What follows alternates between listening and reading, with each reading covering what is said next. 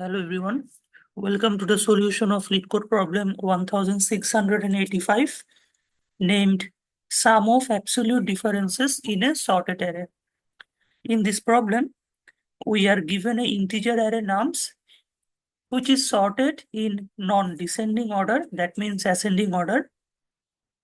Now we have to build and return an integer array result with the same length as the initial array such that each of the element is the result is equal to the summation of absolute differences between each of the element in the given input array and all other elements in the array.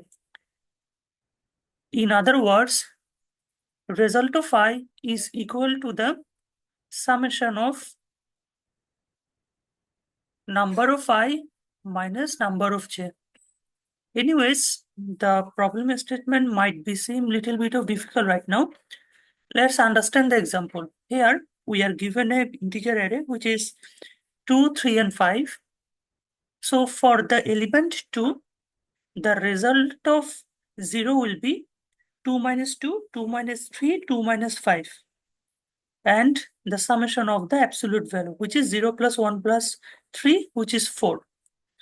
And for this element 3, the corresponding result value will be 3 minus 2, 3 minus 3 and 3 minus 5.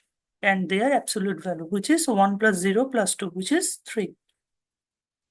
Now for this element 5, their corresponding answer will be 5 minus 2, 5 minus 3 and 5 minus 5.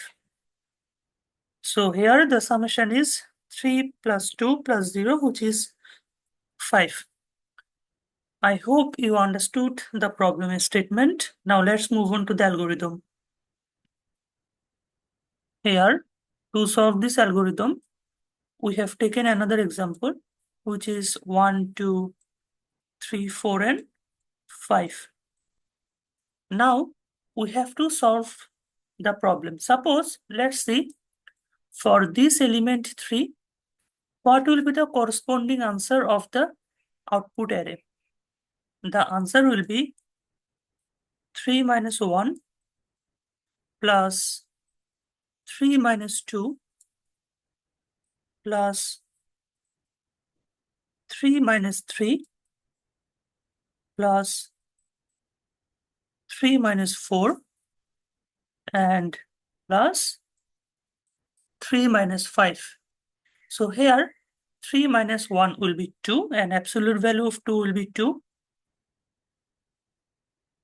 3 minus 2 will be 1 and the absolute value of 1 will be 1. 3 minus 3 is 0 and absolute value of 0 will be 0. 3 minus 4 will be minus 1 and absolute value of minus 1 will be 1. And 3 minus 5 will be minus 2 and absolute value of minus 2 will be 2. So here for this element 3, the respective element of the answer will be 2 plus 1, 3 plus 1, 4, which is 4 plus 2, which is 6. I hope you understood the problem statement and what will be the corresponding output. Now let's see what is the algorithm. Now we can solve this problem by using the prefix sum and the suffix sum. At first, you have to understand what is the prefix sum. Suppose for this element, the prefix sum will be for the first element, which is 1, second element, which is summation of 1 plus 2, which is 3. For this third element, the prefix sum will be 6. For this fourth element, the prefix sum will be 10. For this last element, the prefix sum will be 15, which is the summation of all of these elements. And what will be the suffix sum? The suffix sum will be for this last element, which is 5. For this second last element, which is 4 plus 5, which is 9. For this element 3, the suffix sum will be 12. For this element 2, the suffix sum will be 14. And for this element 1, the suffix sum will be 15. which is the summation of all the elements. Now, you have understood what is the prefix sum and suffix sum. Now let us see how can we solve this problem by using these two concepts. Now here, suppose we have to calculate the corresponding answer value for this element 3. Now let's break down the algorithm. At first, for this element 3, let's try to calculate what is the differences of this in this range. So here, the difference will be 3 minus 1, 3 minus 2, and 3 minus 3. Now, as the input is given in a sorted order, that means, suppose for this element 3, all of the element of its left position must be less than or equal to element 3. So here, 3 minus 1, 3 minus 2, and 3 minus 3. And we have to calculate the summation for this left position, right? So here, we can simply say that, let's notice how much 3 presented here in this equation. This element 3 is presented here, here, and here. So we can rewrite the equation in such a manner that, which is 3 into 3 minus, now we have element 1, 2, and 3 in the negative portion. 1 plus 2 plus 3.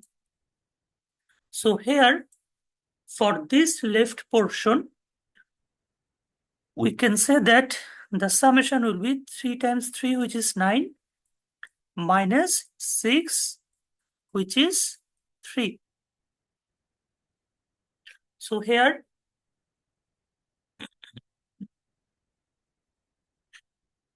these 3 represents the number of element or the index position of the current element. Here it is the third element, so the index position is 3. And these 3 represents the corresponding element, which is 3, presented in the array. And this portion, 1 plus 2 plus 3, denotes the prefix sum of this element 3. Because the prefix sum of this element 3 will be 1 plus 2 plus 3. So here, I hope you understood how can we calculate the summation of the left portion of a corresponding element by using the prefix sum. Now, similarly, we have to understand how can we calculate the summation of the right part of the corresponding element by using the suffix sum. Now again, let's understand, suppose we are currently presented at element 3. So here, for this element 3, now again, suppose this is currently presented in element 3, pass. Now suppose currently we are presented at element 3. So we have to calculate the difference of this element or this in the right portion. So here the difference will be 3 minus 3 plus 3 minus 4 plus 3 minus 5. Now, as this input is in the sorted array, so the right portion of current element 3 will be much greater than this corresponding element 3. So here, as we are using the absolute value, we have to simply swap the corresponding equation. Suppose this 3 minus 3, suppose if we swap these two element 3, Now it will become 3 minus 3. Similarly, if we swap these two elements, 3 and 4, it will become 4 minus 3. Now similarly, if we swap these two elements, 5, 3, it will become 5 minus 3. Now let us understand. So here we can see that we have element 3, element 4, and element 5 with the sign of positive. So here we can simplify this equation by using 3 plus 4 plus 5. Now for the subtraction part, we have 3 3's. One is here, another is here, and another is here. So here 3 times 3. Now what is this portion? This portion basically belongs to the suffix sum, which is the summation of all of the elements in this range, which is 3, 4, and 5. And these 3 represents the number of elements in the corresponding array. Suppose currently we are 3 elements, which is 3, 4, and 5. And these 3 represents the corresponding array element, which is 3. So here the answer will be 3 plus 4 plus 5, which is 12, minus 9. That means 3. So here, for this element 3, the suffix sum will be 3. So here, what is the prefix sum? Initially, the prefix sum was 3. And currently, what is the suffix sum? The suffix sum is 3. So what is the corresponding output for this element 3? The corresponding output for this element 3 will be prefix sum plus suffix sum, which is 3 plus 3, that means 6. So here, I hope you understood the algorithm. We have to iterate each of the elements from left to right of the given input array, and we have to calculate these two separate prefix sum and suffix sum equation, and finally sum up and push to the answer vector. I hope you understood the algorithm. Now let's move on to the code. Here we are given an input array, which is A, and a function. Now we have to return a vector or another array. So here initially we are taking a vector VC to store the answer. And here we are declaring a variable and which stores the size of the corresponding answer or the corresponding input vector. Now we are taking 3 variables, initially total sum, prefix sum, and suffix sum. Initially, we have calculated summation of all of the elements of the given input array, which is the total sum. Now we are iterating each of the element of the input array, and we have calculated the prefix sum and we have calculated the suffix sum, which is the total sum minus prefix sum plus current element. And the left sum will be the current index number, which is I plus 1, into current element minus prefix sum. And the right sum will be suffix sum minus the number of index number from the right position, which is n minus I, and the corresponding current elements multiplication. And finally, we have to insert the summation of left sum and the right sum to the corresponding answer array. And finally, we have to return the answer. I hope you understood the code. Now let's move on to the time and space complexity analysis of this program. In this program, the time complexity is big O of n because we have to iterate each of the element of the current array, and the space complexity is also big O of n because